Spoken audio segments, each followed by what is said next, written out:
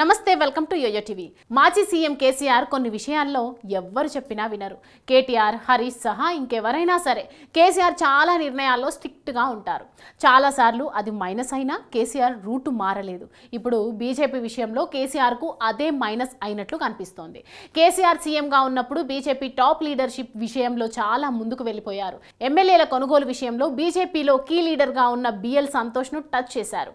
ఆయనను అరెస్ట్ చేసే వరకు వెళ్లారు. కోర్టు నుండి రిలీఫ్ తెచ్చుకోవడంతో ఆ అరెస్ట్ ఆగింది. కానీ ఇటు బీజేపీలో అటు ఆర్ఎస్ఎస్లో బిఎల్ సంతోష్ కీలకమైన వ్యక్తి. పైగా మా ఎమ్మెల్యేలను కొంటున్నారు, ఈయనే కీలక వ్యక్తి అంటూ సుప్రీంకోర్టు జడ్జిల నుండి హైకోర్టు జడ్జిల వరకు కేసీఆర్ సీడీలు పంపించారు. ఈ విషయంలో బీజేపీ టాప్ లీడర్షిప్ చాలా ఇబ్బంది పడిందన్న వార్తలు కూడా వచ్చాయి.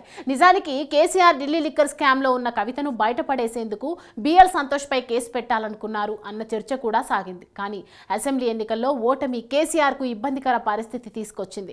ఓవైపు కవిత అరెస్ట్ అయ్యారు. కాంగ్రెస్ నుండి బీఆర్ఎస్ ను కాపాడుకునేందుకు కేటీఆర్, హరీష్ రావులు బీజేపీతో టచ్ లోకి వెళ్లినా వారు కూడా ఇంట్రెస్ట్ చూపించలేదు. మొన్నటి లోక్సభ ఎన్నికల్లో బీజేపీకి 8 సీట్లు రాగా బీఆర్ఎస్ కు 0 రావటం కూడా ఇప్పుడు బీజేపీ లెక్కించుకుంటున్న అంశం. అయితే పొత్తుల విషయంలో బిఎల్ సంతోష్ నో చెప్పారని, అందుకే పార్టీ నుండి బీఆర్ఎస్ కు ఆశించిన ఫలితాలు రాలేదన్న చర్చ సాగుతోంది. సంస్థాగతంగా బిఎల్ సంతోష్ కు పార్టీపై పట్టుందని, ఆయన్ను కాదని, అందులోనూ దక్షిణాదిలో ఎలాంటి చర్యలు తీసుకోరని ఆనాడు కేసీఆర్ తీసుకున్న నిర్ణయమే ఇప్పుడు వారికి శాపంగా మారిందన్న చర్చ బీజేపీలో సాగుతోంది.